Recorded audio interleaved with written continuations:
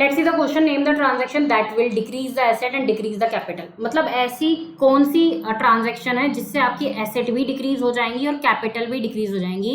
तो ये ट्रांजैक्शन हो जाएगी हमारी ड्राइंग्स की। अगर आप ड्राइंग्स करते हो बिजनेस से, देखो ये ना, इसमें कोई रटिफिकेशन करने वाली बात नहीं है। अभी हम कोई फॉर्मूला की बात नहीं कर रहे हैं, अभी हम केवल कॉमन सेंस वाले क्वेश्चंस की बात कर रहे हैं।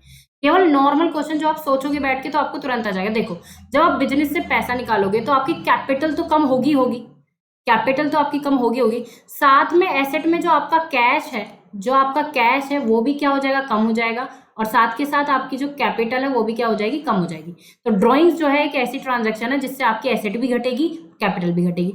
दूसरा है increase the asset and increase the liability. ऐसी कौन सी ट्रांजैक्शन है जिससे आपकी एसेट भी बढ़ेगी और इंक्रीज भी बढ़ेगी। अब देखो कौन सी है, जैसे कि हमने एक मशीनरी खरीदी है उधार, मशीनरी परचेज्ड ऑन क्रेडिट, ठीक है, उधार खरीदी है। तो उससे क्या होगा, एक तो हमारी एसेट बढ़ जाएगी, यानी हमारी जो एसेट है वो बढ़ जाएगी, यानी मशीनरी आ जाएगी ना बिजनेस में, तो एसेट बढ़ जाएगी। लायबिलिटी कैसे बढ़ेगी, अब देखो जब क्रेडिट खरीदी है तो हमारे लेनदार बढ़ जाएंगे ना, क्या बढ़ जाएंगे, लेनदार बढ़ जाएंगे, तो हमारी लायबिलिटी बढ़ जाएगी।